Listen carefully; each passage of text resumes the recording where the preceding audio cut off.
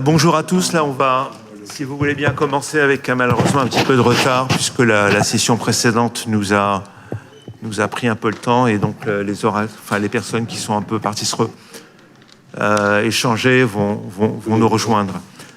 On va commencer par effectivement cette année, on a eu des collègues qui nous ont quittés, des collègues qui étaient très fidèles, très actifs au niveau du collège, du CNCH. Et ça a été une année difficile. On a eu successivement Pierre Mulon, qui a été une figure historique du collège, qui est ancien chef de service à Périgueux, qui a été une grande figure aussi de la conférence, des premières conférences des présidents de CME. Francis Félinger, qui a été aussi très très actif, qui a été président de SAME, président de la conférence des présidents de SAME, et ensuite qui a fait une très belle carrière à l'IGAS, puis à la NAP, et Jean-Pierre Menassier qui nous a quittés récemment, qui était un ancien président de CME au niveau de l'hôpital de Mulhouse. Donc on va commencer par l'hommage à Francis Félinger par Mathieu Rocher, qu'il a bien connu puisque Mathieu Rocher est directeur du CH Tagno et il l'a connu comme président de SAME. À toi Mathieu. Merci Simon. Oui, un hommage effectivement pour Francis Félinger, Francis qui nous a quittés il y a près d'1 an maintenant. Elisabeth est présente, son épouse. Après une longue maladie qu'il a affrontée courageusement, alors avec courage et lucidité. Et je crois que ce sont 2 marqueurs de l'homme qu'il était, et autant que du professionnel. Un homme qui était capable effectivement d'une grande distance par rapport aux événements, tout en étant très proche par rapport aux êtres, dans l'empathie. On a eu l'occasion aussi, lors de la cérémonie, effectivement, qui lui rendait hommage à l'Église, de remarquer toutes ses qualités humaines, parce qu'effectivement, c'est un grand professionnel, outre ses qualités professionnelles de cardiologue, mais bien au-delà, c'est un grand professionnel du système de santé. Il aura largement marqué toutes celles et ceux avec qui il a eu, qui ont pu le côtoyer, qui ont eu la chance, et je lui ai dit, en pesant vraiment les mots, de le côtoyer. Un professionnel qui avait une vision, qui avait des valeurs, qui avait de la consistance professionnelle, qui avait une loyauté aussi aux institutions qu'il a fréquentées, l'hôpital de Haguenau en premier lieu, Simon tu l'as cité, mais bien au-delà, une vraie loyauté aux personnes qui lui étaient chères, une véritable qualité d'écoute, d'empathie, je l'ai dit, mais une faculté à accueillir l'autre tout en restant sur un socle de valeurs solidement ancré qui lui permettait aussi de prendre des décisions délicates, difficiles, mais toujours dans le respect des personnes qui étaient en face de lui. Il a eu plusieurs carrières. C'est un homme qui était très actif, peut-être pas toujours suffisamment présent à la maison, Elisabeth, nous en parlions, mais très actif et qui a beaucoup donné pour le système de santé et qui, tout en fréquentant beaucoup de beau monde, il a fréquenté beaucoup de ministres, de très hauts fonctionnaires au cours de sa carrière et particulièrement en tant que président de la conférence nationale des présidents de CME, fonction qu'il a occupée pendant 9 ans, mais aussi ensuite à l'IGAS. Mais il a toujours su rester simple, dans le bon sens du terme, toujours très proche, toujours prévenant. Et puis, ses facultés intellectuelles également, qui étaient hors du commun, une forme de rigueur intellectuelle, d'honnêteté intellectuelle, qui lui a permis d'affronter beaucoup de circonstances compliquées, y compris dans des fonctions d'administrateur provisoire, fonctions qu'il a occupées dans plusieurs hôpitaux. Et en général, quand on occupe ce genre de fonctions, c'est que c'est compliqué. Sur des territoires compliqués, vous me permettrez de ne pas les citer pour ne pas paraître dénigrant du tout, parce qu'évidemment, ce n'était pas l'objet, mais c'était un homme qui avait toujours, même dans les situations les plus difficiles, une capacité, une force de résistance qui forçait le respect. C'était un homme d'engagement, ça je pense que toutes celles et ceux qui l'ont connu peuvent le relever, doté d'un grand courage, et une personne, encore une fois, néanmoins toujours très accessible. Et puis, ce qui était sans doute aussi sa marque de fabrique, c'était ce flegme dont il ne se départissait jamais, avec ce petit sourire légèrement en coin. Pour tous celles et ceux qui le visualisent, je pense qu'on a tous en tête ce petit sourire qui, lorsqu'il délivrait souvent une vérité bien sentie, parfois quelque chose qui secouait un petit peu, eh bien, ce petit sourire venait adoucir ou ponctuer ses propos. Et ça, c'était aussi vraiment cette marque de fabrique, cette capacité à se positionner dans des situations difficiles avec un flegme qui n'appartenait qu'à lui et cet humour qui accompagnait ce flegme. C'est un homme précieux à tout point de vue, un grand bonhomme qui nous a quittés, effectivement. Ça aurait été un grand président de la commission médicale d'établissement de Haguenau. Il a participé à faire des choix stratégiques qui ont fait que la cardiologie haguenovienne est, je ne vais pas le dire évidemment devant un parterre aussi spécialisé, mais qui est quand même un beau fleuron, au-delà de l'Alsace simplement, et il y est directement, pas tout seul bien évidemment, mais directement impliqué. Et puis ça a été encore une fois un grand bonhomme qui a apporté haut les couleurs d'un système de santé dans lequel il croyait. Et je ne doute pas que le sourire flegmatique qu'il aurait aujourd'hui en constatant la qualité des débats sur le projet de loi de financement de la sécurité sociale s'accompagnerait là aussi de bons mots qui qualifieraient parfaitement la situation. Et c'est un homme qui, je pense pouvoir le dire évidemment pour sa famille en premier lieu, mais aussi pour ceux qui l'ont côtoyé professionnellement, nous manque beaucoup aujourd'hui. Merci pour lui.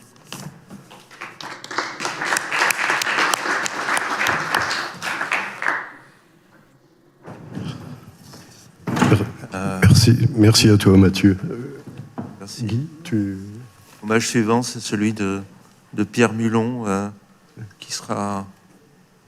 c'est Guy Anania qui va nous faire l'hommage de Pierre.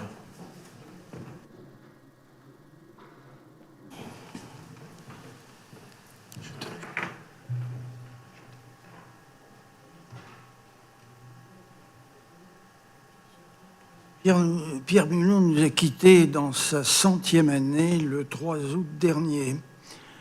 Avec lui disparaît le plus âgé des pères fondateurs de notre collège. Après un internat et un clinica à l'hôpital de Bordeaux, il a choisi la carrière hospitalière en 1958 à l'hôpital de Périgueux, avant même la réforme Debré, sous forme d'un temps partiel qui était à l'époque l'exercice quasi exclusif hospitalier. Il raconte dans un livre passionnant de ses mémoires ses premières années d'activité harassante qui mêlaient une activité hospitalière matinale, des contre-visites l'après-midi, mais aussi une activité de consultant cardiologique libéral, avec des visites à domicile nocturnes, en particulier en cas d'urgence et en pleine campagne. Au début des années 60, il n'était pas question de service de cardiologie en hôpital général, et c'est son opiniâtreté et son recrutement personnel qui lui ont permis, dès 1965, de faire reconnaître son service de médecine à orientation cardiologique. À l'époque, ceci se comptait sur les doigts d'une main. Dès le début des années 70, il a choisi le temps plein hospitalier et dès ce moment-là, il a milité au sein de diverses commissions, en particulier la commission des présidents de CME dans le cadre du ministère, avec en particulier notre président Medvedovski, pour la reconnaissance de nos services dans la prise en charge des urgences cardiologiques au sein de nos USIC. Parallèlement, au cours de cette décennie, il a œuvré en tant que représentant de nos hôpitaux au sein de la conférence des présidents de commissions médicales consultatives, ça s'appelait ainsi à l'époque, et au sein du GERNU.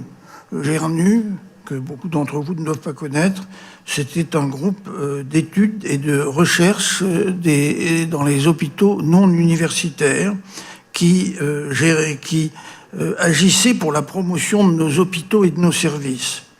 C'est de là qu'a germé le projet de collège de spécialité, dont le nôtre a été le tout premier. Et à cet égard, son rôle a été capital pour assurer le lien entre les instances officielles et la première équipe de fondateurs du collège dont il faisait partie. En 1985, lors de la création du CNCHG, à l'époque, Pierre avait déjà 59 ans. Il en a été un des 2 vice-présidents dans le premier bureau avec Robert Ayac. En 1991, il organisait, avant de prendre sa retraite, une des premières réunions régionales du collège à Périgueux, avec un très beau succès qui venait couronner sa carrière. Pendant sa longue retraite, il a toujours témoigné de l'intérêt qu'il portait au développement du collège, de l'admiration pour tout le travail effectué par ses successeurs. Jusqu'à ces derniers mois, il développait une activité étonnante pour son âge au sein d'associations locales périgourdines. Jusqu'à ces derniers jours, Pierre avait conservé une vitalité et une lucidité exceptionnelles qui nous permettaient de longues conversations téléphoniques sur l'évolution du monde en général, de la médecine et de notre collège en particulier. Et pour finir, permettez-moi de vous projeter cette photo. J'appuie où sur la photo, la deuxième photo?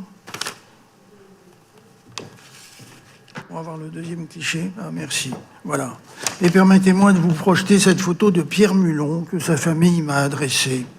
Elle a été prise 5 semaines avant sa disparition, lors de son 99e anniversaire. Elle résume l'homme qu'il a été, volontaire, optimiste, positif, qui disait son bonheur et sa chance d'avoir eu la vie qu'il avait vécue, alors que la maladie qui allait l'emporter un mois plus tard était à l'œuvre. Mais il avait gardé jusqu'à la fin son sourire et son humour, une vraie leçon de vie pour nous tous.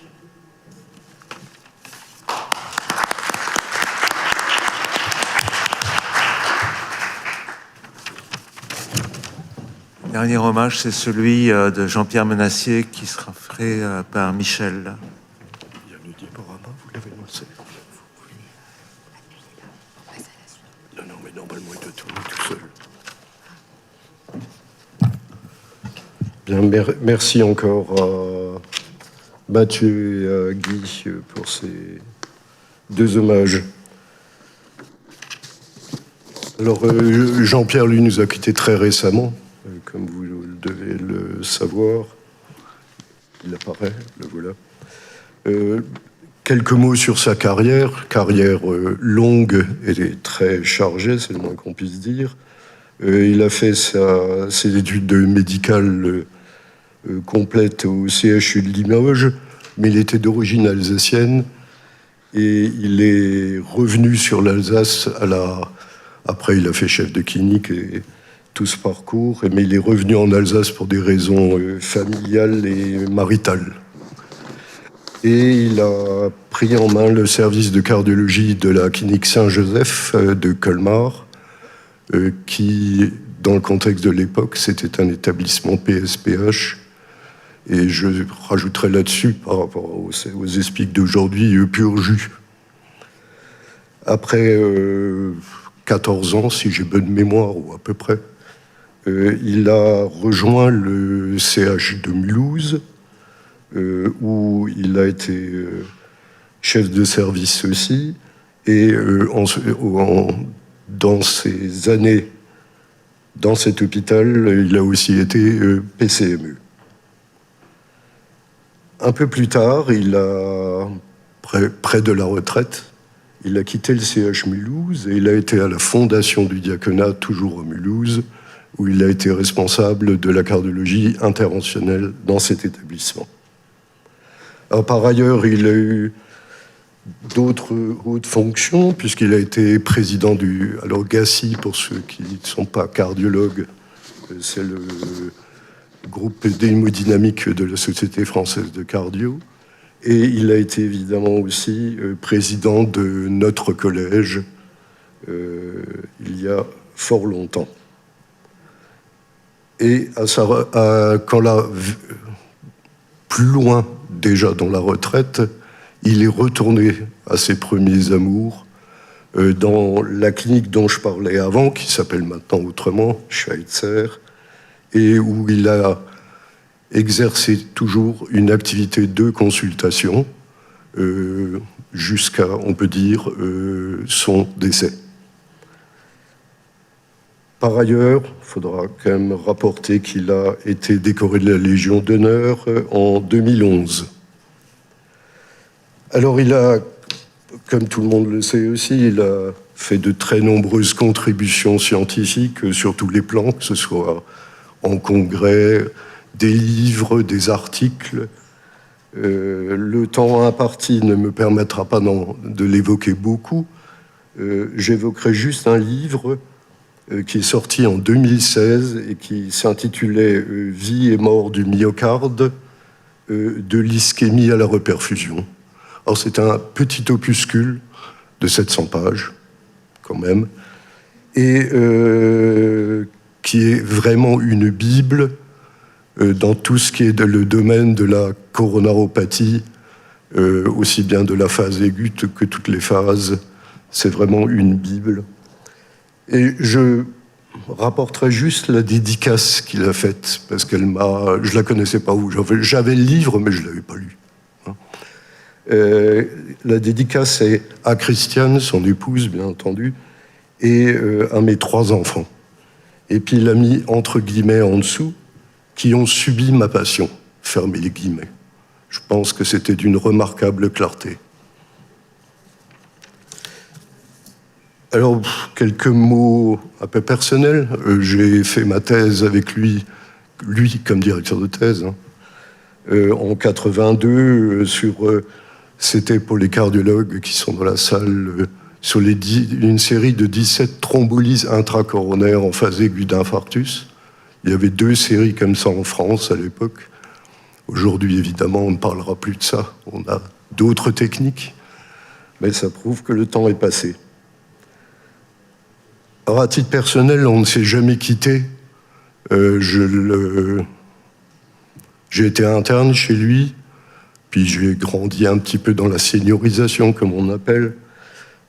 Puis, à un moment, je suis devenu, même, on ne travaillait plus ensemble, puisqu'au bout de 12 ans, on s'est séparés pour prendre des centres différents. Je suis devenu comme il m'appelait lui, un de ses fils. Et puis, ces dernières années, j'étais son frère. Donc, vous vous doutez que son départ a été douloureux. C'était un homme, comme on dit, de caractère. Il avait un caractère fort. Il était très exigeant. Comme toujours, on n'était pas toujours d'accord non plus. Mais enfin, on a continué à plus que se fréquenter pendant 40 ans. Ça prouve que c'était absorbable. Et tous ses autres élèves, d'ailleurs, ont jugé de la même manière. Alors, il y a 5 ans, son épouse est malheureusement décédée. Et il l'a très mal vécu. C'était sa tour de Pise. Je m'entendais très bien avec son épouse aussi. Et il a eu des difficultés, disons, de vie personnelle, qui ont failli lui faire rejoindre le Seigneur prématurément. Et le fait, pas un accident domestique, le fait de ce qui est arrivé a été un choc pour lui, et il s'est complètement rétabli par la suite, en faisant une auto-analyse, on va dire. Alors il a fêté fin septembre ses 80 ans, et pour une fois, il a fait une vraie fête, parce que c'était assez raccourci familial, très familial proche. Vous voyez, la photo apparaît là, dans cette salle voûtée avec ses tonneaux, et il a pris la parole, et il n'a pas parlé de cardiologie, il a parlé de lui et de son environnement proche. Puis quand il avait terminé, il est venu me voir et il m'a dit, tu sais, je n'ai pas parlé, je sens que j'ai été envahi par l'émotion, J'ai pas parlé comme d'habitude, j'ai dit oui, j'avais presque remarqué. Et je lui ai dit, c'est l'humain et tu avais bien raison de te laisser aller. Voilà. Alors, si vous le permettez, au nom du collège, on transmettra toute notre sympathie à ces 3 enfants, Laurent, François et Anne, et aussi à sa compagne qui avait presque en même temps que lui, sa femme avait perdu son mari et qui l'a aussi beaucoup aidé dans cette phase de réhabilitation de ces dernières années. Merci.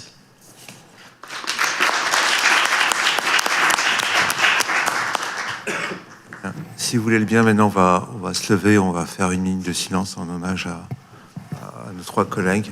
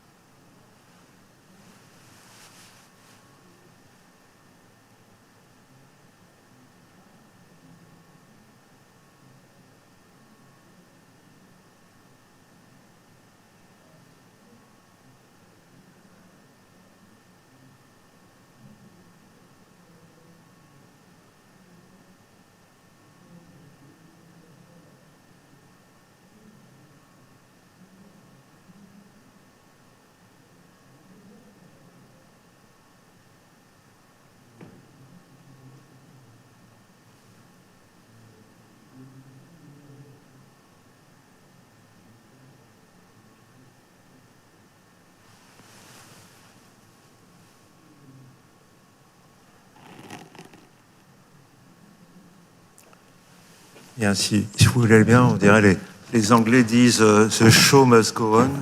Yes. La vie continue, on va reprendre les tables rondes. Merci à tous. Je sais qu'en plus Michel était très ému, puisqu'en plus il a bien connu et Michel et Francis, avec qui il a travaillé. Donc ça a été. Je voudrais juste introduire la nouvelle table ronde. Michel, tu introduis les orateurs, s'il te plaît. Non, vas-y. Ok. Donc je vais appeler les orateurs à la table pour effectuer une table ronde. Docteur Deveau, qui est président de CME à Pontoise et président de la conférence des présidents de CME en Île-de-France. Thierry Godot, président de la conférence des présidents de CME et de CME et de GHT et de CAG. Monsieur Saint-Hubert, président de la conférence des DG de CH, et Mathieu Rocher qui est là et qui est DG à Agno, donc 2 directeurs et 2 PCME. L'équilibre est respecté. Voilà, le binôme parité. Ouais, mais quelle parité. Voilà, le binôme de gestion en tout cas est respecté. Et on va échanger donc sur les GHT sont maintenant à 10 ans, je crois que 10 ans. Bilan et perspective, sachant que je ne vais pas juste introduire je vais laisser Michel introduire la discussion, puis après on Merci Simon. Les transitions en général sont jamais faciles, mais là c'est sûr que la transition est encore plus difficile ce soir. Donc vous avez Gaston, vous connaissez tous Gaston, qui est dans sa position favorite de réflexion. Il cherche quelle référence cinématographique il pourrait trouver en regard du titre de cette session. Alors il s'est proposé le Miroir aux Alouettes, il s'est proposé le Dîner 2. Il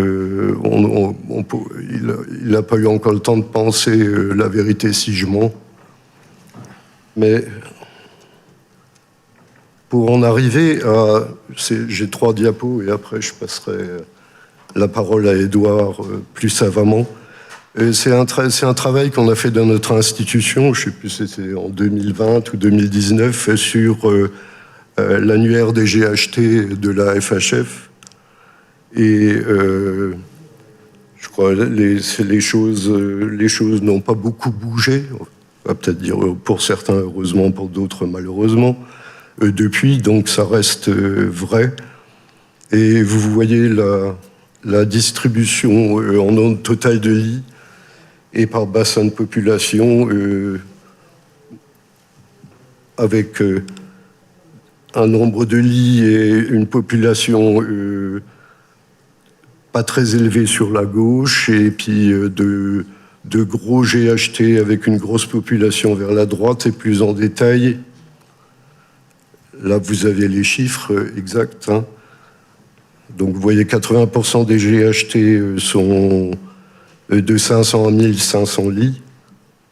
Et sachant aussi que dans ces 80%, plus de 25% n'ont pas ce qu'on appelle le panier IGAS qui avait été établi pour pouvoir former un GHT.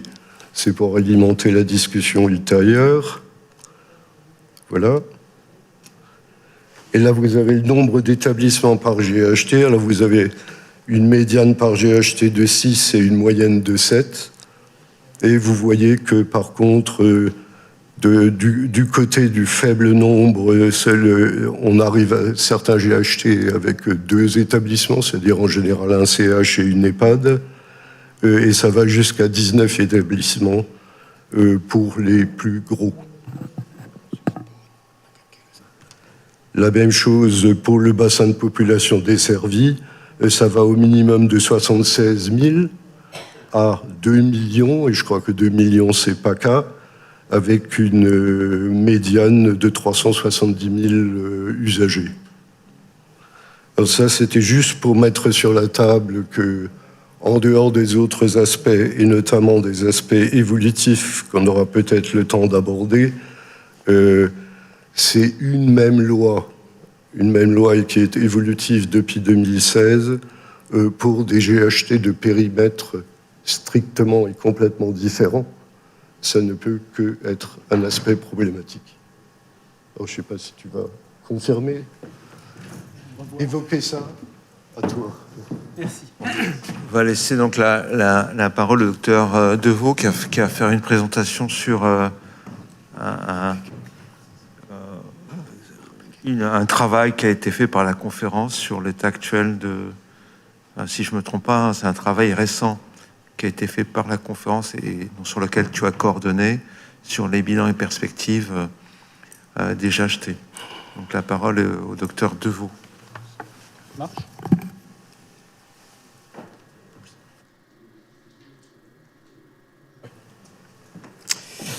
Alors merci à tous. Moi je me présente, donc je suis Édouard Deveau, je ne suis pas du tout cardiologue.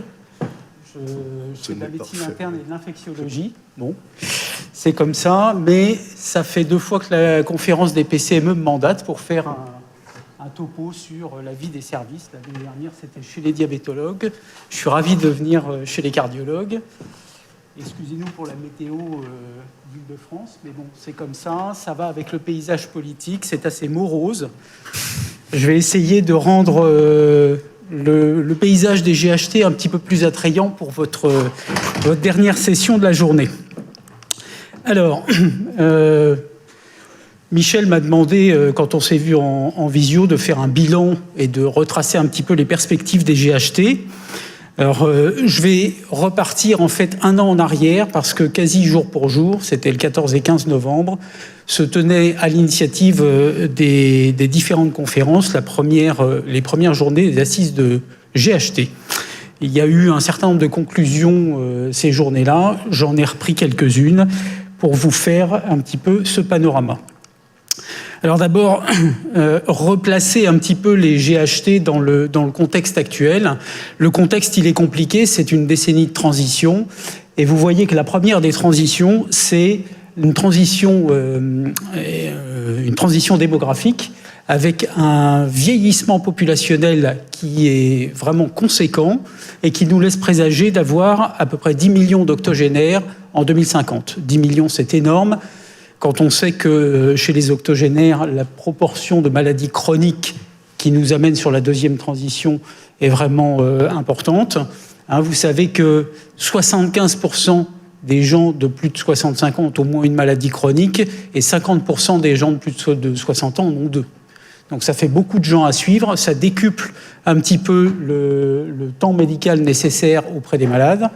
Et malheureusement, ça nous amène sur la troisième transition. Vous voyez qu'il y a une diminution du temps disponible des professionnels de santé, même si on regarde depuis 2012, l'effectif des professionnels de santé, notamment des médecins, a cru de 10%, mais cette croissance, elle est complètement hétérogène, elle est quasi nulle chez les médecins généralistes et d'environ 20% chez les médecins spécialistes. On compte bien sûr dedans les libéraux.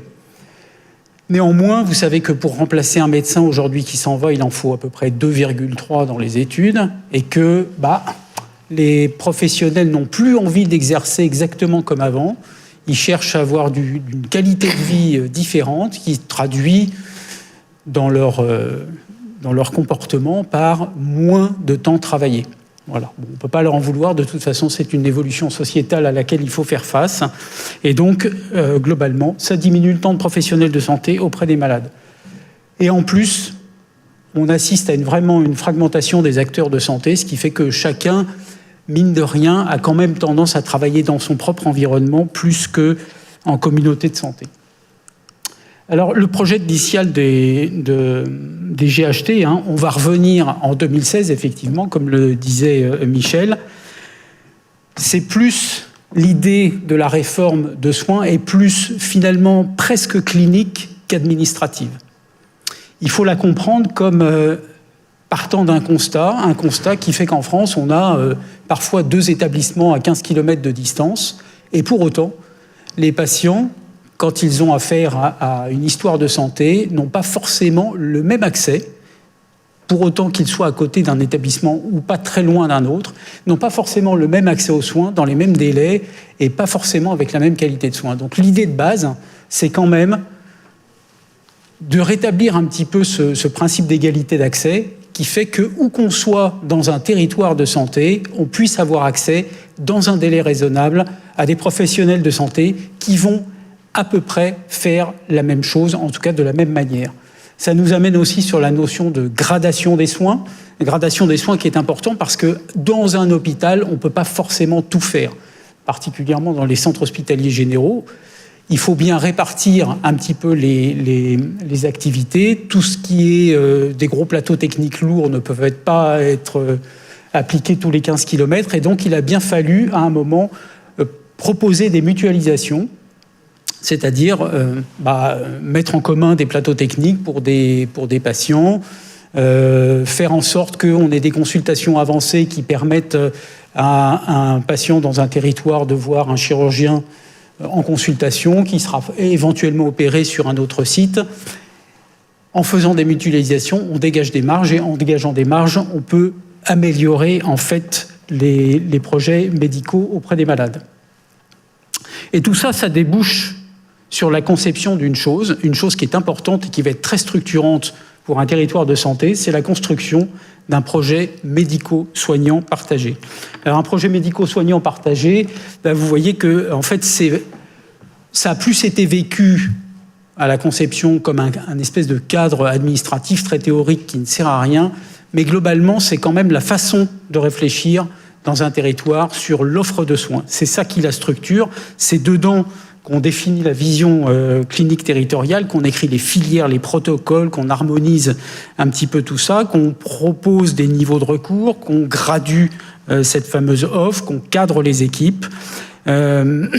C'est quelque chose qui doit vraiment émaner des communautés médicales et qui doit être soutenu par une gouvernance médicale forte, c'est-à-dire un PCMG ou un PCME, dépendant des établissements dans lesquels on se trouve, des chefs de pôle de territoire et puis des chefs de service de territoire. Tout ça, ça doit être supporté par des outils qui sont structurants, notamment pour soigner un malade efficacement, pour qu'on ait tous le même référentiel. Le premier outil structurant, c'est le DPI, un DPI convergent dans un système d'information convergent. Évidemment, on peut parler des plateaux techniques, mais ça, c'est plus évident. Alors, les piliers structurants des GHT, forcément, il y a l'établissement support. C'est à partir de l'établissement support, souvent qu'on a rattaché le GHT. On verra que c'est quelque chose qui est important aujourd'hui, même si ça a mal été compris au début. C'est souvent vécu l'établissement support comme un établissement qui veut tout imposer. Mais malheureusement, de toute façon, tant que les GHT n'ont pas de personnalité morale, beaucoup de choses passent par l'établissement support. Le projet médical, le médico-soignant partagé, on vient d'en parler. Le DPI convergent également.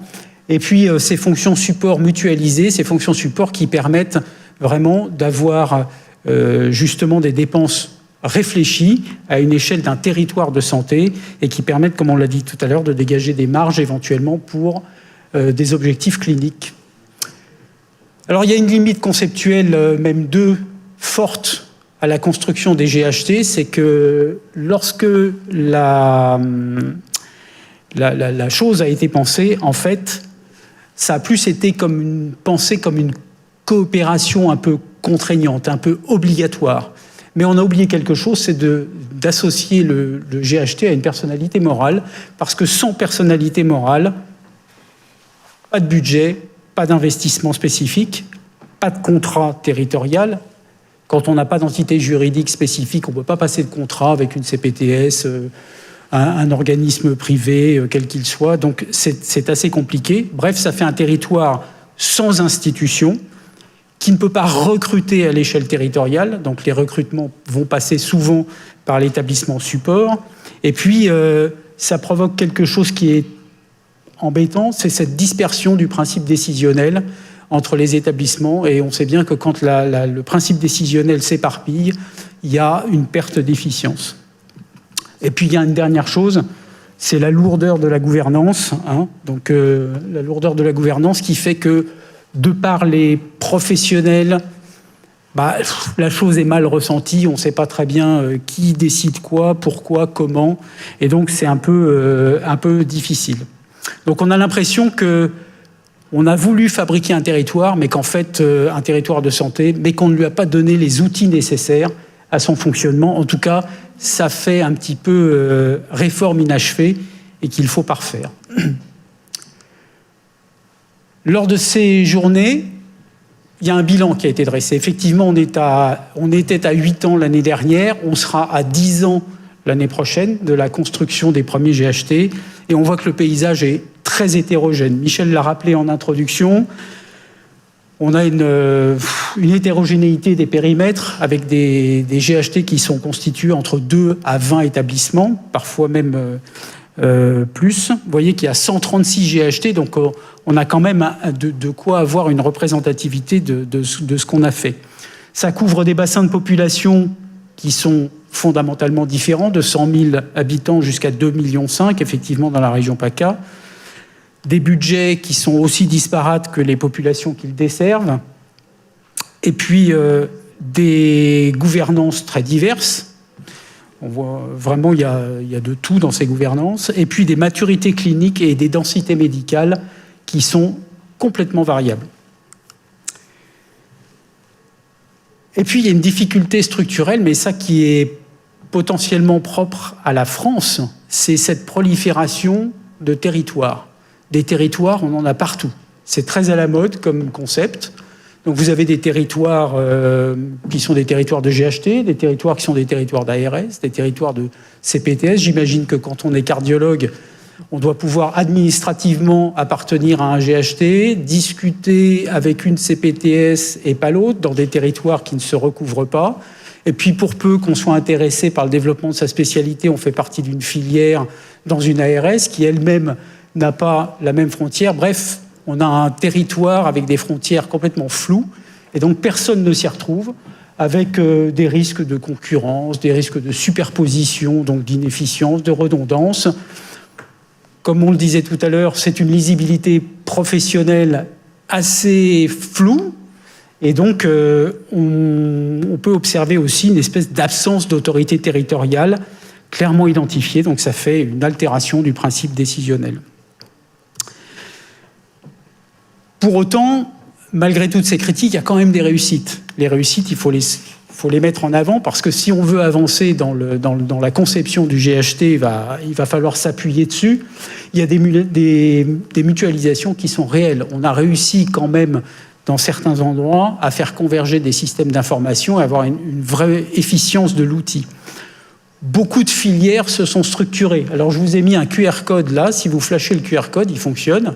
Vous allez donc avoir des témoignages et d'organisations qui se sont faites partout sur le territoire national, d'organisations efficientes. Donc, je les ai rappelés, dans les petits encas. Vous avez aussi d'importantes coopérations renforcées, notamment dans le GHT Grand Lille. Et tout ça, ça aboutit à quelque chose qui est fondamentalement intéressant, c'est que finalement, peut-être à marche forcée, peut-être avec une erreur conceptuelle au début, mais quand même, dans beaucoup d'endroits, on voit quelque chose qui est très intéressant qui émerge, c'est cette culture territoriale. Et donc, avec ces équipes territoriales qui sont naissantes et qui sont des éléments très intéressants et très structurants d'un territoire de santé. Les limites qu'on a identifiées, c'est la complexité de la gouvernance, on l'a déjà évoqué, avec ce processus de lenteur décisionnelle. Et puis, ce que je rappelais tout à l'heure, en l'absence de personnalité morale, c'est l'établissement support qui est siège de beaucoup de contrats et du principe décisionnel. Ça force une centralisation qui est perçue comme bloquante, qui frustre souvent les petits établissements et qui donc fait émerger une culture identitaire qui ne va pas du tout dans le sens de la volonté de réforme. Et donc tout ça, ça aboutit parfois à des difficultés à fédérer les équipes. Et pourtant, fédérer les équipes, c'est ce qui va créer le territoire.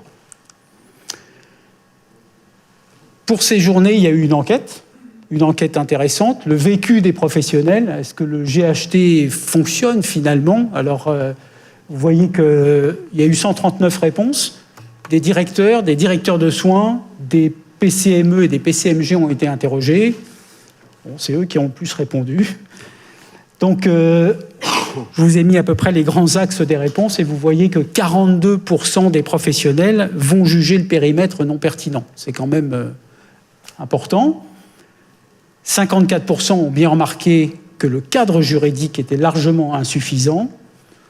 Le principe de la gouvernance trop lourde, trop complexe, revient souvent avec le problème des coordinations médicales qui a finalement assez peu évolué pour quasi la moitié des répondants, même si on constate que les parcours de soins sont quelque chose qui a été jugé comme ayant progressé.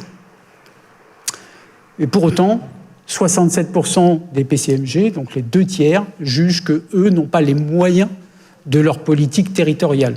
Ce n'est pas forcément des moyens financiers, mais les moyens d'appliquer finalement, de faire avancer leurs principes territoriaux. Et puis, un dernier élément du sondage, concernant la personnalité morale des GHT, à 37% la souhaitent, ce qui n'est pas si énorme que ça finalement, et vous voyez que 24% la redoutent, tout ça pour ces histoires, probablement ce vécu vis-à-vis des établissements supports. Les réels apports sont aussi intéressants à citer. Donc, le premier des messages qu'il faut retenir sur ces apports-là, c'est vraiment la culture de coopération qui devient existante alors qu'elle ne l'était pas auparavant. Donc, dans le principe des territoires de santé, on voit apparaître quelque chose qui est très intéressant. C'est le principe de la responsabilité populationnelle. On parlait tout à l'heure, qui est vraiment là, c'est un principe qui a été défendu par la FHF, et c'est un principe qui vient du Québec, qui consiste à vraiment prendre en charge de façon longitudinale ces parcours de soins sur un territoire, en faisant intervenir tous les acteurs de santé disponibles aux étapes clés de ces parcours. Et vous voyez que ce qui est jugé, c'est que dans cette logique populationnelle, l'accès aux soins est amélioré pour presque les 2/3 des gens interrogés. Ça a permis d'avoir une continuité des parcours parce que le principe de rupture de parcours aujourd'hui qu'on constate dans ces maladies chroniques est un vrai enjeu de santé publique. Et donc on a des filières qui sont plus graduées, plus structurées. On l'a vu que les coopérations étaient vraiment opérationnel pendant la crise sanitaire. Alors même si c'est vrai que pendant la crise sanitaire, en fait, tout le monde s'est fédéré derrière les médecins parce que les médecins avaient la réponse et qu'en particulier, on ne s'occupait que d'une chose. Donc c'est plus simple d'être monofiliaire que d'être transdisciplinaire. Bon, ces coopérations, en fait, elles permettent un partage d'informations renforcé. Il y a une dynamique de territoire qui s'est consolidée, les équipes de territoire qui sont nées, ça permet une culture commune, la collégialité, et ça rapproche quand même un peu plus les CH des CHU, qui se sentent maintenant quand même obligés et contraints, eux, d'aller vers les CH. Mutualisation structurante, accélération numérique, DIM territoriaux, achats et logistique commun. Alors la responsabilité populationnelle, bon, je vais faire très vite, hein, mais globalement, elle s'est mise en place dans pas mal de territoires avec des résultats qui sont assez porteurs et porteurs d'espoir surtout, hein, parce qu'on voit que quand on s'occupe de façon transversale avec tous les acteurs d'un diabète de type 2, on voit que l'hospitalisation programmée augmente au détriment des passages aux urgences pour des épisodes aigus. Donc on voit qu'il y a une efficacité qui est vraiment à mettre en avant pour poursuivre dans cette démarche. Alors les équipes de territoire, pourquoi on les fait ? D'abord pour répondre aux besoins territoriaux, hein, avec des soins gradués, coordonnés, de qualité homogène, ça c'est fondamental. Réduire les concurrences territoriales, rompre aussi l'isolement des petites structures. C'est pas toujours simple de fonctionner seul, isolé, quand on est dans un petit hôpital. Ça permet d'accueillir les collègues de ces petits hôpitaux, de leur faire partager un petit peu les plateaux techniques aussi. Et puis ça permet de prévenir la rupture, parce que souvent dans les petits hôpitaux, la pyramide des âges n'est pas forcément favorable, et ça peut poser des problèmes de rupture d'hôpitaux de proximité. Et puis, ça permet aussi, quelque part, de partager la pénibilité. Alors, comment on fait ces équipes de territoire ? C'est pas simple. C'est vraiment pas simple, mais néanmoins, à force de conviction, à force d'épreuves sur le terrain, on s'aperçoit que les gens, finalement, sont demandeurs. Dans les expériences personnelles que j'ai sur l'hôpital Novo, qui maintenant, ce n'est plus un GHT, c'est un hôpital fusionné, quand on reçoit des jeunes, ils ont souvent la demande eux-mêmes de pouvoir aller exercer ailleurs sur le territoire, notamment des consultations avancées quand ils s'occupent d'une filière ultra spécialisée. Donc ce à quoi il faut faire attention, c'est surtout de ne pas tomber dans le piège de la juxtaposition. C'est vraiment une filière qui organise un soin gradué sur son territoire. L'avantage, c'est qu'on a un seul planning, qu'il faut trouver son chef de service territorial. Et puis, ça permet d'avoir, comme on l'a dit, une homogénéité des protocoles et des prises en charge. Alors, les GHT, ils sont aussi à un tournant. Ils vont devoir subir toutes les transitions qu'on subit, et notamment la maladie chronique, qui est la nouvelle norme. Je vous ai rappelé les chiffres là. 25% de la population touchée, ça coûte 100 milliards à l'assurance maladie. C'est 62% des dépenses pour 39% des assurés. Les parcours sont complexes, on vient de le voir avec le principe de la responsabilité populationnelle, ce qui veut dire qu'aujourd'hui, l'hospitalocentrisme, c'est un concept qui n'est plus du tout adapté. Il faut vraiment réfléchir comme l'hôpital comme une étape d'un parcours de santé à l'intérieur d'un territoire.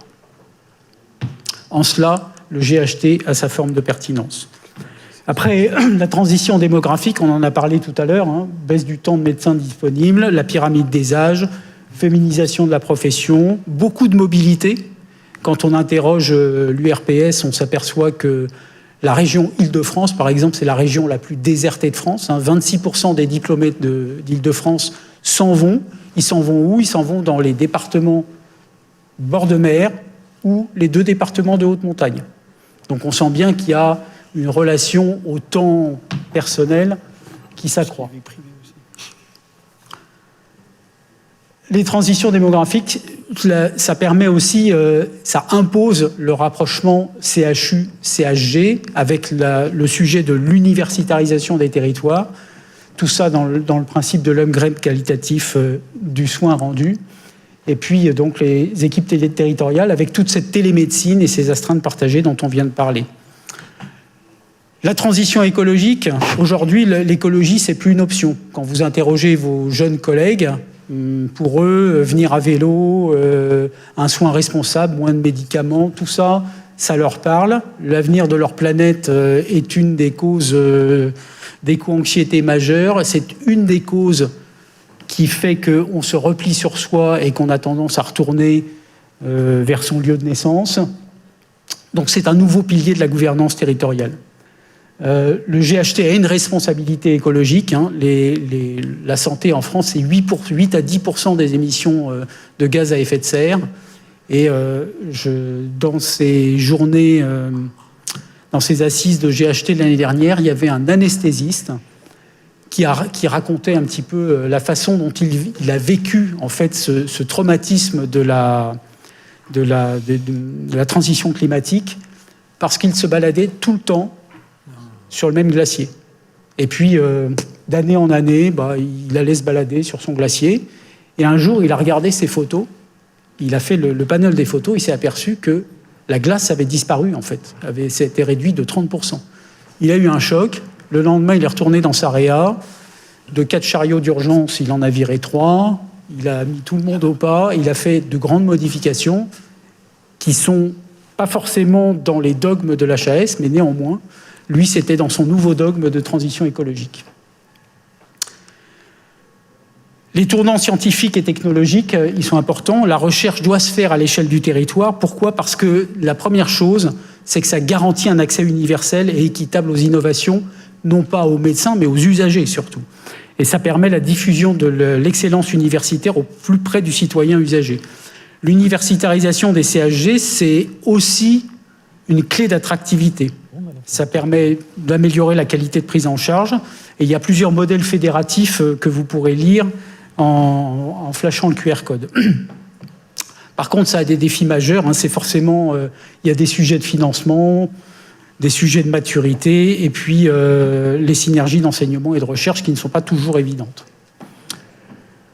Pour autant, il faut aller vers un territoire de santé augmenté, parce que le système d'information, on l'a vu, c'est la colonne vertébrale du GHT. C'est avec ça qu'on peut penser un territoire, avec son écosystème fiable. Il faut de la donnée fiabilisée si vous voulez faire de la recherche, une souveraineté numérique.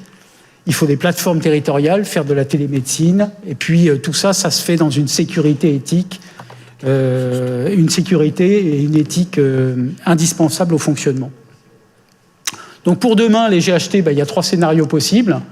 Soit on fait rien, on laisse une gouvernance lourde, consultative, non exécutive, avec des mutualisations qui sont limitées aux fonctions support, des filières qui restent inégales, l'impact clinique qui est peu visible, le numérique qui est peu convergent, avec un DPI qui est incomplet, territorialisation qui dépend complètement de la volonté des gens. Du coup, l'attractivité est insuffisante. Vous ne recruterez pas. Et ça, c'est le GHT sans coopération, sans personnalité morale.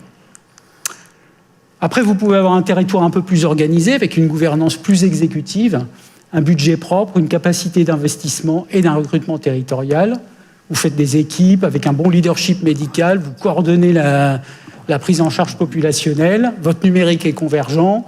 C'est un GHT renforcé avec une relation ville-hôpital et un médico-social formalisé. Et puis, là, vous retrouvez de l'attractivité.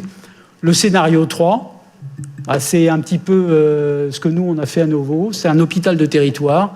Vous rassemblez les établissements, vous les fusionnez, avec une gouvernance, une stratégie, un budget unique, une équipe de direction unique, un DIM territorial, une pharmacie unique, des plateaux techniques qui sont répartis mais qui sont pilotés en centrale, une optimisation des flux et des lits, des filières qui sont totalement intégrées, prise en charge territorialisée, de l'investissement, des mobilités, et vous avez une attractivité force.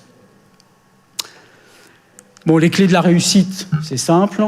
Il vous faut un pilotage médical fort, donc un PCME de territoire, un leadership des filières, une organisation territoriale des équipes, et puis des filières qui sont réellement opérationnelles sur un territoire. Il faut un DPI convergent, c'est un outil indispensable, un système d'information unifié, des outils partagés, gouvernance de la data et une maîtrise encadrée de l'intelligence artificielle, parce que ça risque de prendre le pas d'une façon tout à fait anarchique. Et puis, côté gouvernance et administration, une stabilité de la gouvernance, ça vous permet d'avoir une continuité, une vision et un partage des valeurs, notamment entre le DG et le PCME. C'est un binôme fondamental. Quand ça ne marche pas, le GHT ne marchera pas. Le rôle clair de l'établissement support, créer les conditions de la confiance entre les établissements et une capacité d'investissement. Et donc, pour conclure, le concept est juste, il répond aux transitions, aux problèmes des transitions, notamment la transition épidémiologique, mais la réalisation à ce stade, elle reste complètement incomplète. C'est vraiment la réforme inachevée avec des périmètres qui sont parfois incohérents, on l'a vu, une absence de personnalité morale et puis un grand manque d'outils structurants. Les maturités sont très hétérogènes, on l'a vu, entre le progrès majeur et la stagnation. Il faut passer de la coordination simple à vraiment la capacité d'agir sur un territoire. Et donc le GHT, c'est plutôt un point de départ plus qu'un aboutissement. Et l'avenir, c'est le territoire de santé, piloté médicalement et appuyé sur l'innovation avec une IA réfléchie et encadrée. Je vous remercie. Merci.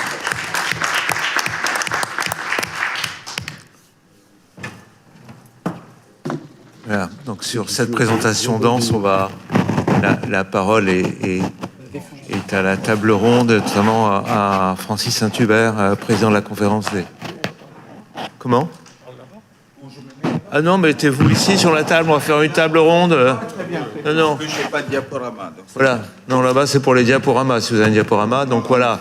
Après un PCME, on va laisser la parole à un directeur, comme ça on va respecter l'équilibre, la gouvernance. L'équilibre. Alors, j'ai l'habitude de dire que quand je dis que le verre est à moitié plein ou que le verre est à moitié vide, j'ai l'habitude de dire qu'on ne dit pas la même chose. Peut-être qu'on décrit une réalité qui peut, à un moment donné, dire oui, c'est la même chose, mais non, ce n'est pas la même chose. Nous, au titre de la conférence, nous avons refusé de participer à la journée à la gloire du GHT, parce que oui, ça marche. Il y a des endroits où ça marche, mais ce n'est pas parce que c'est le GHT. Le GHT est une réforme mort-née. C'est une réforme inachevée qui, donc les gens qui ont pensé à ça, je ne sais pas s'ils ont fait exprès ou pas, ils ont mis des chromosomes, des gènes, qui empêchent les GHT de fonctionner et d'atteindre leur objectif. Donc au bout de 10 ans, même au bout de 5 ans, tous les rapports, IGAS, Cour des comptes, parlementaires, tous les rapports, il y en a une bonne dizaine,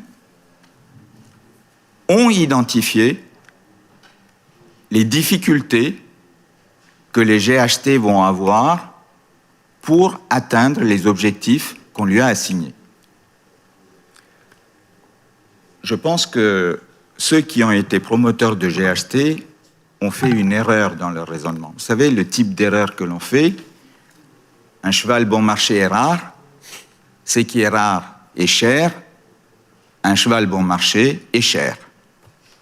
C'est exactement ça qu'ils ont pondu avec le GHT. Alors, d'où je parle ? J'ai le privilège, juste le privilège, de présider la conférence des directeurs de centres hospitaliers. Alors, le centre hospitalier, il y en a à peu près 800. Ça va des grosses structures. J'en ai vu, il y a La Rochelle, juste à côté, il y a La Roche-sur-Yon. 5000, 5500 agents, 500, 600 millions de budget, presque comme les petits CHU. Et puis, vous avez des toutes petites structures avec 10 lits de médecine. Là où il y a plus de vaches que d'hommes, dans des territoires. Oui, oui, il y a des territoires déshérités, des territoires qui vont très mal. Et puis après, vous avez des grandes métropoles. Moi, je les appelle les trous noirs. Vous savez, ces objets célestes dont la gravitation est tellement forte qu'ils ne peuvent rien laisser échapper. Ils absorbent tout. On ne peut pas gérer ces deux types de territoires de la même façon avec les mêmes outils.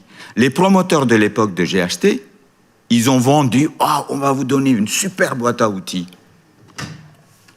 Et puis vous allez faire inventer les outils dont vous avez besoin pour les coopérations. Mais non, la boîte est vide. Ils ne nous ont pas écoutés.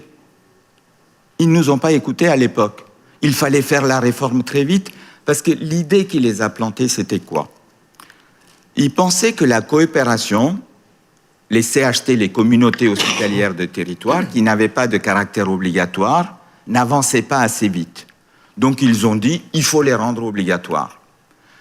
Donc, idée géniale, projet médical de territoire, on laisse les établissements de choisir leur périmètre de territoire.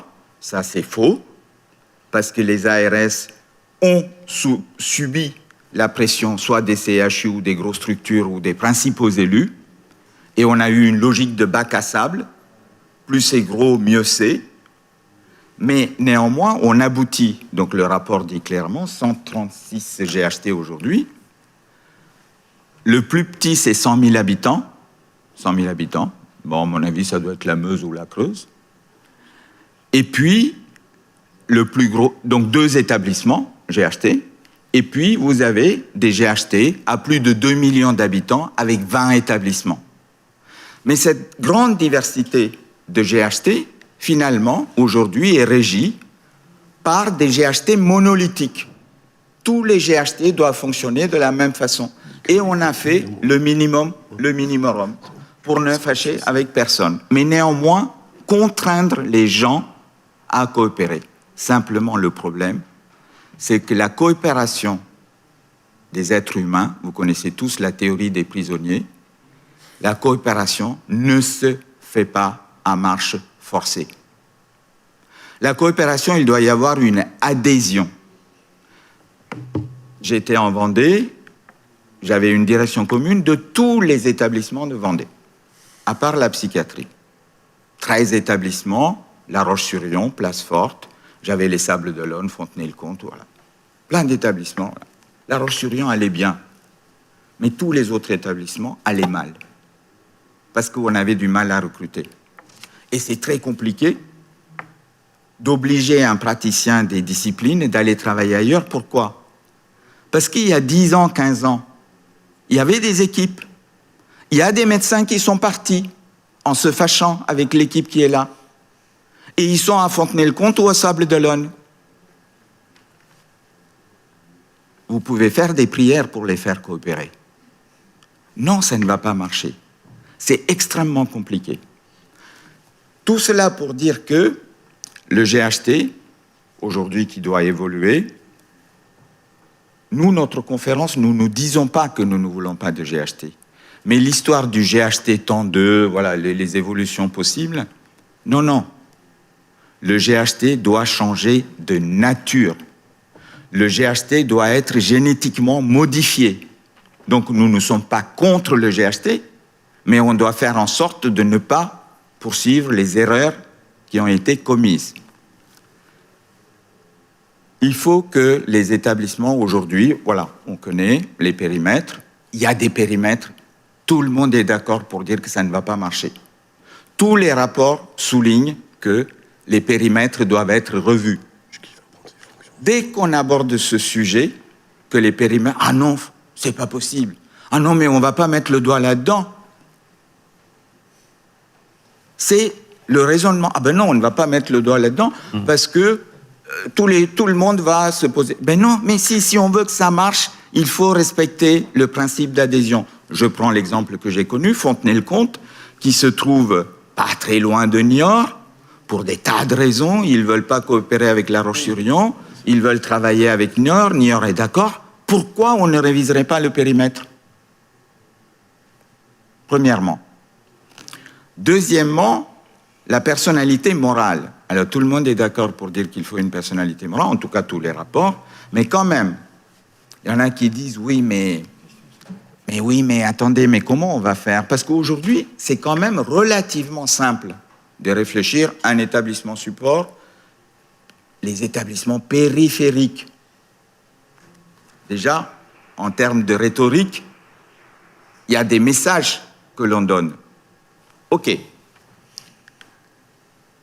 Simplement, si on veut une personnalité morale, aujourd'hui, il y a eu des études qui ont été faites, aucune personnalité morale existante, style établissement de santé, GCS, tout ce que vous voulez, ne peut créer de l'adhésion. Il y a un modèle qui existe, qui marche bien, c'est le modèle économique et de gouvernance des coopératives. Ce n'est pas que les coopératives agricoles. Il y a des tas de secteurs économiques qui fonctionnent sous le modèle de gouvernance coopérative. Donc, il faut modifier nos textes.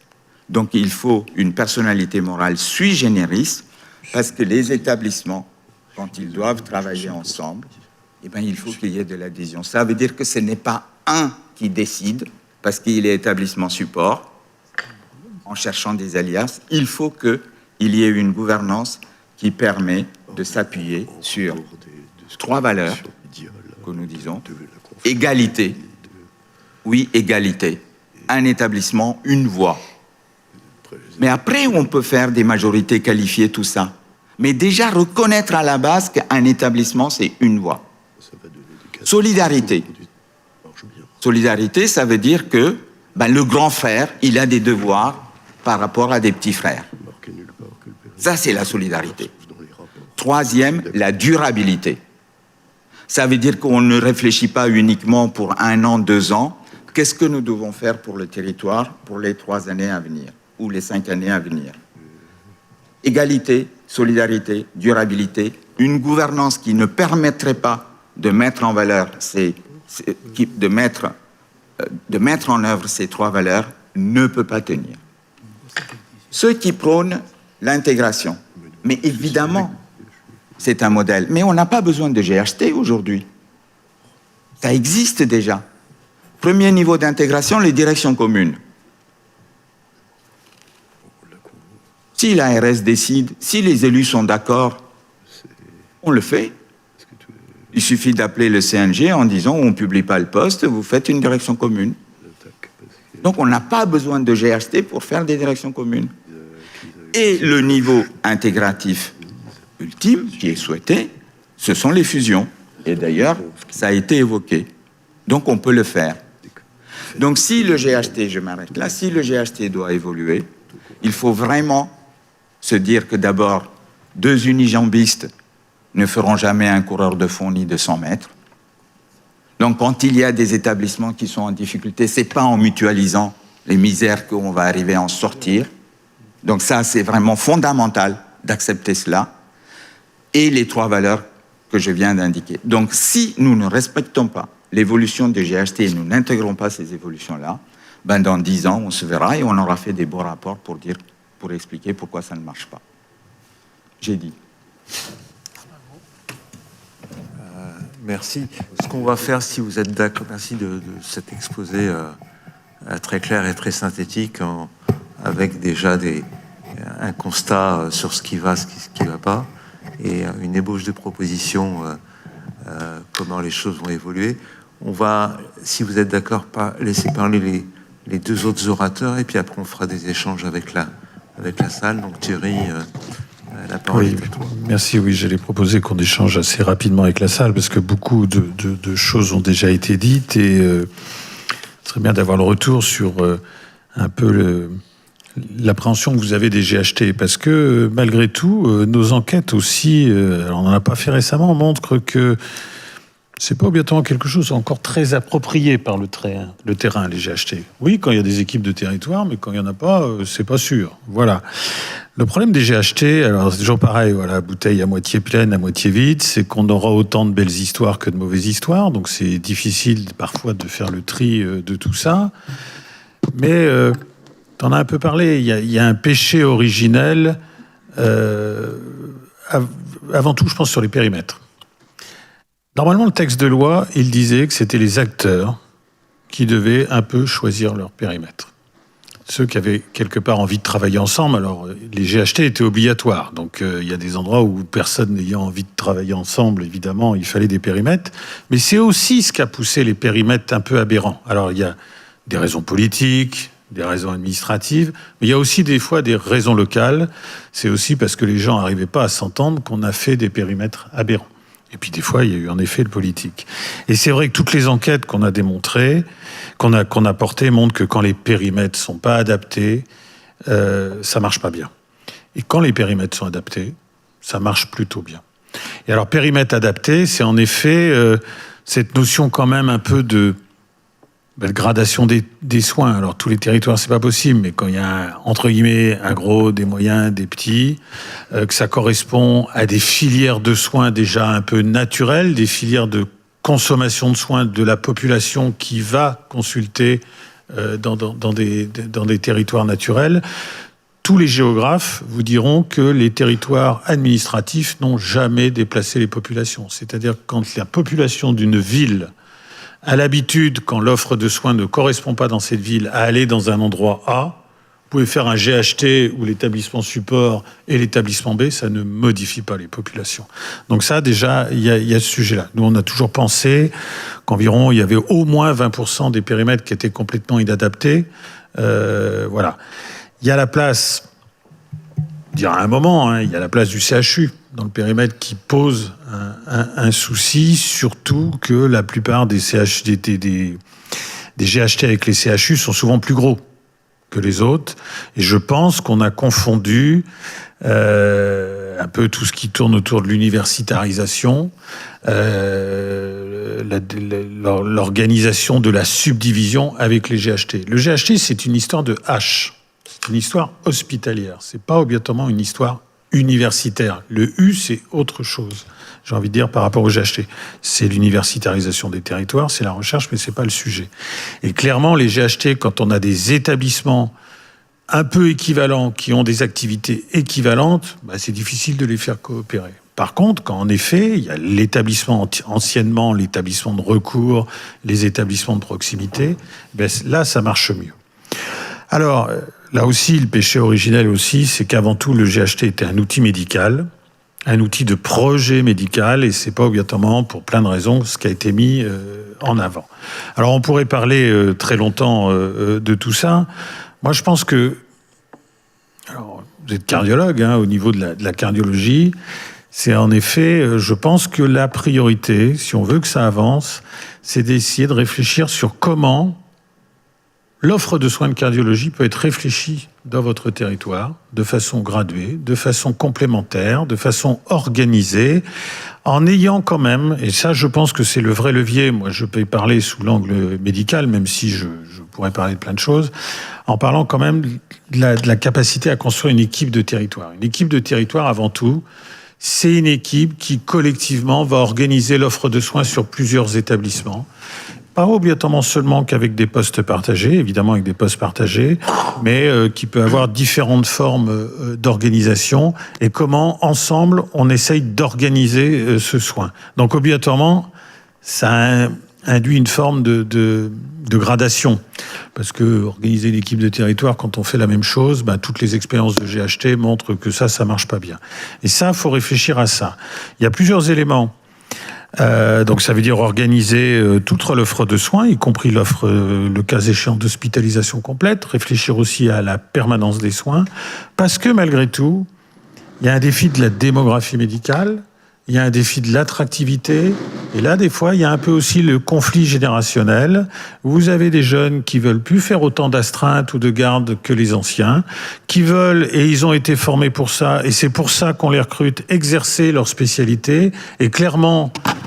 je ne peux pas obligatoirement parler pour tous les territoires de la cardio, mais de maintenir dans certains endroits des services étiquetés, je vais dire cardiologie, mais gastro-entérologie, où les praticiens sont amenés à prendre en charge la moitié c'est de la cardio, la moitié c'est de la médecine polyvalente, et bien ça, vous aurez de plus en plus de mal à recruter. Et ça, il faut réfléchir à comment réorganiser. J'entendais parler tout à l'heure de votre collègue qui avait été, je crois que c'est celui de Périgueux, à créer les services de médecine à orientation cardiologique. Eh bien parfois, dans certains endroits, il faut probablement les réinventer. De plus en plus, dans nos établissements, alors je ne parle pas des services avec soins intensifs, coronaro, évidemment, hein. Mais voilà, j'ose espérer. Donc ne faites pas tenir. Enfin, tu me connais, Michel. Voilà, tu me connais bien, Michel. Mais je veux dire, voilà, il y a ces choses-là aussi probablement à réinventer. On a de plus en plus de services de médecine polyvalente dans lesquels les spécialistes interviennent. Et l'idée, dans plein d'endroits, à mon avis, c'est certainement pas de supprimer la présence de cardiologue, mais de réorganiser la façon dont on organise le soin dans certains établissements, évidemment ceux de moyenne et de plus petite taille, de manière différente. Et c'est aussi ça ce qui donnera aussi une force d'attractivité, de recentrer l'exercice médical sur ce qu'il sait faire. Je pense que dans certains endroits, c'est préférable, plutôt que de maintenir coûte que coûte des services qui sont étiquetés de spécialité, qui marchent avec des intérimaires, des contractuels, des types 2 qui changent sans arrêt. En tout cas, là, je pense qu'il y a ce sujet-là. Édouard en a parlé. Il y a le sujet de comment aussi, dans les GHT, organiser la recherche. Ce n'est pas qu'une histoire obligatoirement d'établissement support ou de gros CH ou de CHU. C'est aussi un élément d'attractivité pour plein de jeunes, etc., etc. Donc voilà, le message, moi, que je voudrais faire passer, c'est que, évidemment, ça va dépendre selon les GHT, mais je pense que ça, cet élément de réflexion est un élément important. Et puis, les GHT aussi, c'est une ouverture sur le territoire, avec la ville, avec les CPTS. Je pense qu'il y a tout intérêt, quand elles existent, qu'elles sont organisées, qu'elles sont structurées, eh bien, de travailler avec eux. Nous, on travaille, par exemple, avec les CPTS aussi sur la filière insuffisance cardiaque. On a parlé de responsabilité populationnelle, mais c'est des grands leviers, parce que la ville, avant les CPTS, c'est autant d'interlocuteurs que de médecins. Et quand même, avec les CPTS, même si tous les médecins n'adhèrent pas aux CPTS, il y en a de plus en plus, eh bien, ça permet de réfléchir comment on organise aussi les soins ensemble, comment on organise les filières, les soins non programmés, pour éviter, alors souvent la cardiologie, je pense que vous fonctionnez, mais là c'est pareil, avec les territoires c'est différent, avec les cardiologues de ville qui sont souvent vos correspondants au niveau hospitalier, mais de réfléchir aussi à cette organisation avec la ville, construire toutes les filières, je pense que ça c'est des sujets. Alors moi je vais pas m'étendre, je sais pas... jusqu'où vous appréhendez les personnalités morales, parce que même les présidents de CME ont du mal toujours à comprendre. Je crois que le sujet, je ne sais pas si c'est la personnalité morale. Bon, voilà. Francis l'a dit. Moi aussi, je suis dans un établissement qui va fusionner. Je pense que ça aussi, c'est une optique. Mais moi, je suis dans un GHT que j'estime qui fonctionne bien parce qu'il est de petite taille. Nous, on couvre globalement 400 000 habitants. Et c'est, je pense, l'une où il y a un gros, un moyen et des petits. Et c'est évidemment plus facile. En fait, les GHT, c'est avant tout. L'idée originelle du GHT, c'était 160, voire 200 GHT. On en a fait 136. Et c'est ça qui a mis le bazar. Après, voilà, je pense quand même, et nous, on pense que les PCME, que c'est quelque chose de bien. D'ailleurs, Francis, t'as pas obligatoirement dit le contraire. Mais c'est éventuellement ce qu'on en a fait qui va pas. C'est une bonne idée. Je pense que c'est une bonne idée qui peut renforcer l'hôpital public quand c'est fait de manière intelligente, avec un territoire adapté. Voilà, je dirais pas plus. Moi aussi, je suis très bavard, mais voilà. Si tu permets, c'est que, comme souvent dans notre beau pays, c'est des bonnes idées, mais perverties dès leur mise en route, pour un tas de raisons. Et Mathieu Rochet, oui, l'expérience de l'Alsace. Oui, merci. Alors, c'est toujours redoutable de passer en dernier, et d'autant plus après deux orateurs comme Francis et Thierry. Alors, j'emploierai pas de métaphore chevaline, mais je vais quand même, voilà, de cheval bon marché. Non, beaucoup de choses ont été dites. J'insiste juste sur quelques points quand même qui me paraissent importants, puis je formulerai moi des propositions aussi. Le premier point qui me semble important, c'est que, en définitive, Thierry Gaddy, il y a autant de GHT, en fait, enfin d'expérience que de GHT, on est d'accord. C'est effectivement une bonne idée au départ, pervertie, ça a été dit, mais comme on a tendance à pervertir tout en France, c'est-à-dire qu'à partir du moment où on a une bonne idée, on se dit, on va donc l'appliquer à tout le monde. Petit 1 et petit 2 de la même façon. Je ne suis pas médecin, je suis directeur, vous l'avez compris, mais c'est un peu comme si, en tant que cardiologue, vous aviez un médicament, un traitement appliqué à tous vos patients de 18 à 95 ans. C'est le même. Et vous prendrez celui-là. En soi, je ne suis pas médecin, je ne suis pas sûr de mon coup, là. Ouais, non, et en plus, puisque là aussi, ça fait 10 ans, et ça aussi en France, on a la culture de l'évaluation de ce qu'on fait, mais on ne tire pas les enseignements ensuite de cette évaluation. C'est ce médicament que vous dispensez à tous vos patients de 18 à 99 ans, il ne marche pas, eh ben on va doubler les doses. C'est logique. On voit que ça ne fonctionne pas, ben on va en remettre une couche. Et remettre une couche, c'est dans le sens intégratif, vous m'aurez compris, c'est-à-dire qu'on constate que ça ne marche pas, ben on va faire en sorte de tout reconcentrer encore plus. Alors pourquoi est-ce que j'insiste là-dessus ? Parce que c'est un des vices, effectivement, initiaux. Comment pervertir une belle idée, une idée qui peut être pertinente, et on le voit, sur Novo, votre territoire, ça fonctionne, sur La Rochelle, ça fonctionne. Il y a des endroits où ça fonctionne, c'est vrai. En réalité, je pense qu'il y a plus d'endroits où ça ne fonctionne pas que d'endroits où ça fonctionne. Quand on prend les objectifs initiaux, vous l'avez rappelé, un des objectifs, c'est améliorer l'accès aux soins. 10 ans après, qui peut me dire ici qu'on a réellement amélioré l'accès aux soins dans nos GHT, dans les 136 ? Bon. Deuxième question, qui est un peu concomitante.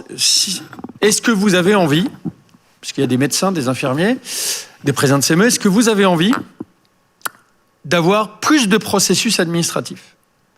Est-ce que vous avez envie que quand vous faites des demandes d'acquisition, d'investissement, de Corot au hasard, qu'il y ait plus d'acteurs administratifs qui aient un droit de veto ?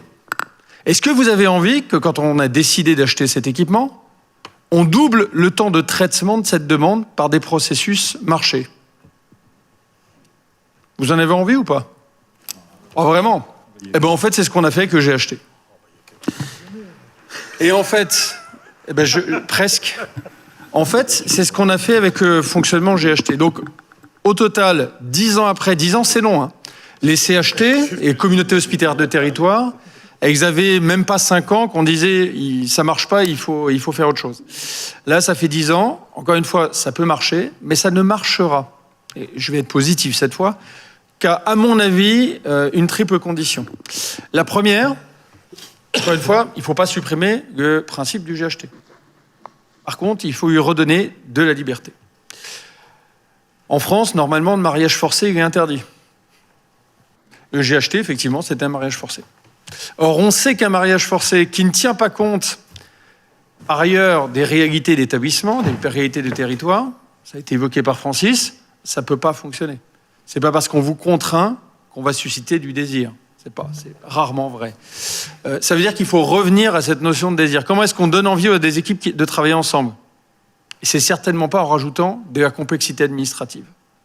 Et c'est vrai que j'ai acheté. En fait, on a d'abord rajouté la complexité administrative, puis on a dit au fait, faites un projet médical partagé.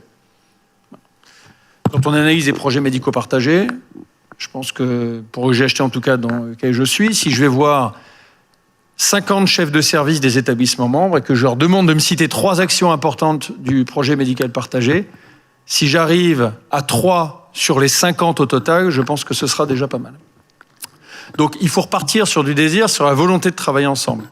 Ça nécessite, et c'est la deuxième proposition, de revoir effectivement de manière drastique les périmètres, mais de les revoir vraiment, c'est-à-dire d'avoir le courage de dire qui a envie de travailler ensemble les uns avec les autres. Voilà. Et donc de repartir du terrain et pas du haut.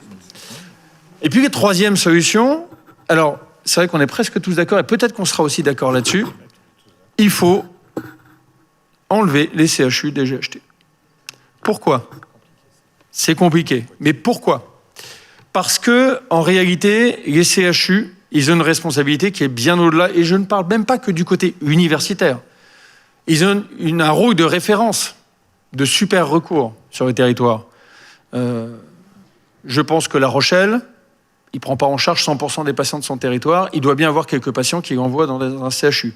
C'est pareil pour le GHT Vendée, c'est pareil pour Agno. Pourtant, Dieu sait s'ils sont exceptionnels à Agno. Mais on envoie forcément des patients au CHU. Et vous citiez l'exemple qui est très intéressant. On manque d'ailleurs souvent d'outils, de dossiers patients informatisés communs. Mais pour parler des Alsace, je pense qu'à Colmar, ils envoient aussi des patients à Strasbourg. Et ce n'est pas les mêmes GHT. À Mulhouse, ils envoient aussi des patients au CHU. Et c'est pourtant pas les mêmes GHT. Par contre, c'est vrai qu'en interrégion, on s'envoie un peu moins de patients. Ça arrive, bien sûr, mais c'est beaucoup moins le cas.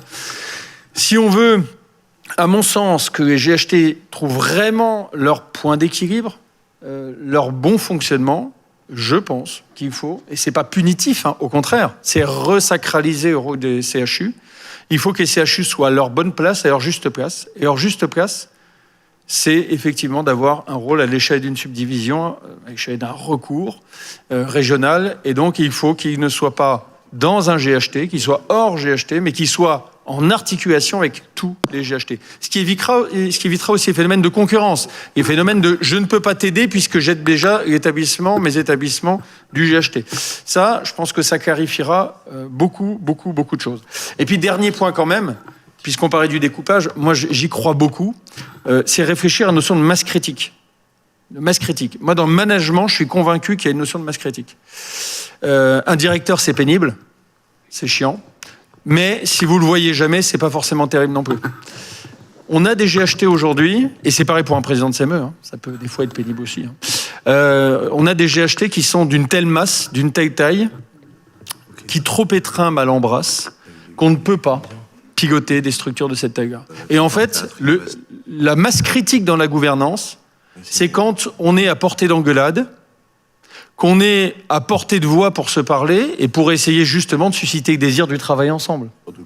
Et donc je pense que si on doit redéfinir le périmètre des GHT, outre le fait de traiter le cas spécifique des CHU, il faut revenir, encore une fois, à la notion de masse critique dans la gouvernance. Et là, effectivement, je suis assez convaincu qu'on aura redonné toutes ces lettres de noblesse à un outil qui n'est pas mauvais en soi, mais qu'on a totalement dénaturé. J'ai essayé de faire court.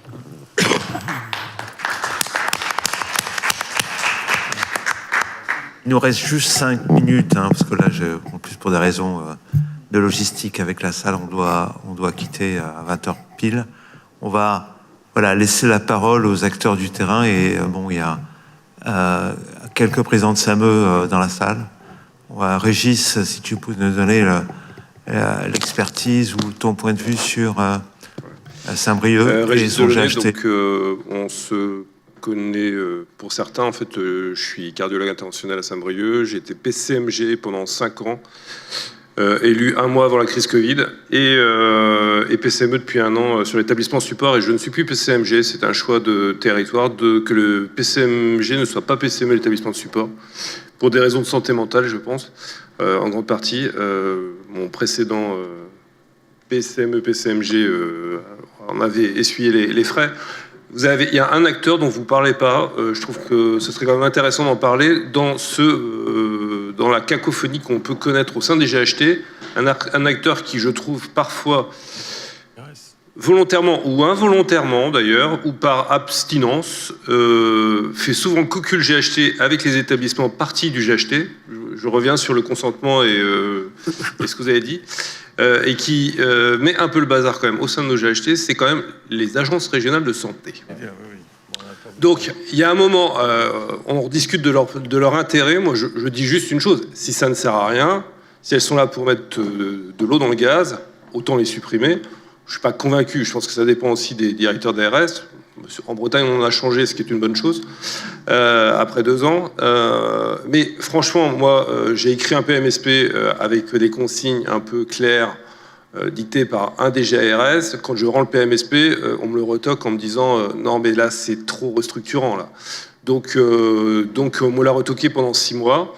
Je vous passe les détails, tout le monde connaît l'affaire de la maternité de Guingamp, qui est toujours en fermeture temporaire depuis 2 ans et demi. Donc, c'est pas une fermeture.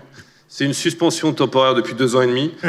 On attend, je sais pas, un ministre de la Santé qui reste suffisamment longtemps peut-être pour autoriser cette fermeture, mais enfin, Donc, moi, la seule chose que j'ai retenue de bien sur mon mandat de PCMG, c'était la crise Covid, effectivement. Parce que pour le coup, on était tous solidaires et on pouvait discuter ensemble. Après, j'avais 38 filières. Sur les 38 filières, j'avais une hétérogénéité de fonctionnement qui était énorme. J'avais des succès manifestes, avec des équipes de territoire qui marchaient en oncologie, en néphro. Souvent, les équipes de territoire, le mieux, c'est quand même quand elles naissent sur des cendres. C'est-à-dire que quand déjà il n'y a plus d'équipes sur l'établissement et qu'on renvoie, qu'on reprojette des équipes pour faire la consultation avancée ou autre, je pense que c'est très compliqué d'avoir une filière avec des lignes de PDS sur plusieurs établissements, parce que c'est quand même très compliqué d'aller demander à une équipe de territoire de maintenir de la PDS sur plusieurs établissements. Donc en cardiologie, là, on le voit avec la réforme, enfin ce qui se passe sur la réforme des astreintes et la réforme, enfin la revalorisation des astreintes, où en même temps on essaie de redéfinir l'offre de soins. Moi j'ai des équipes sur le territoire qui ne sont pas prêtes à lâcher cette PDS, ils sont d'astreinte, pour autant en fait ils n'ont pas les ressources, et les patients en plus graves, ils sont déjà envoyés vers l'établissement support. Donc on va être contraint et forcé par la démographie de toute façon à continuer la restructuration, et je crois même qu'en Bretagne on a 4 établissements qui ne sont pas établissements support, qui avaient des services de cardiologie, qui sont en passe de se transformer en services de médecine polyvalente à orientation cardio, comme le disait Thierry. Et je ne pense pas que ça soit une mauvaise chose. Mais par contre, il faut qu'on embarque tous les acteurs. Et certains cardiologues de ces établissements ont du mal à faire le deuil de l'idée de perdre leur service de cardiologie. Et alors, je ne vous parle pas des élus, je ne vous parle pas de la population, qui voit ça comme encore une dégradation en fait, de l'offre de soins de leur territoire. Voilà. Je pourrais parler 1 heure, je pense, mais je vais arrêter. On est juste à la fin. Allez, je voulais juste réagir. Alors bon, c'est un GHT probablement un peu compliqué parce que la maternité de Guingamp, c'est pas qu'une histoire d'ARS. Ça serait trop facile si c'était une histoire d'ARS. C'est une histoire de Coupe du Monde de foot, entre autres. Hein, voilà. Le problème des ARS, en effet, c'est que... Alors, on n'en a pas parlé aussi parce qu'on n'a pas vraiment abordé le sujet de la gradation des soins. Parce qu'en fait, c'est là qu'on aimerait les avoir. Mais on les a pas parce que, globalement, on leur demande de ne pas prendre cette position-là. Je voulais juste raconter une anecdote. Quand Catherine Vautrin a été nommée ministre de la Santé la première fois, donc début d'année 2024, la première fois que je l'ai vue, janvier 2024, je lui ai parlé de la gradation des soins. Elle m'a tout de suite dit « Oh là là, c'est un sujet de début de mandat ». 1 an et demi après la présidentielle. Nos politiques, actuellement, ne sont pas capables de ça. Donc, et en effet, c'est compliqué. Et les Saint-Brieuc en est bien l'exemple. Enfin, le GHT, c'est quand on porte ça, nous, et qu'on se fait rétamer derrière, bah, c'est difficile. Voilà. Mais c'est quand même un des enjeux des GHT. On n'en a pas beaucoup parlé. Enfin, moi, j'en ai un peu parlé parce que les enjeux des équipes de territoire, c'est un peu ça. Je parlais un peu de la PDS. C'est aussi tous ces sujets. Et je pense que si on n'est pas capable, nous, de les faire avancer, on n'avancera pas vers la qualité, la sécurité des soins et l'attractivité de nos jeunes confrères. Ouais. Moi, j'ai un directeur d'ARS qui m'a dit, moi, monsieur Catan, j'ai un CDD renouvelable tous les 8 jours au Conseil des ministres. Oui. Ouais, donc, non, les ARS, globalement, on leur demande de ne pas tenir ce dossier-là. Et, on va juste une question, puis après, on arrête. Une question, s'il vous plaît.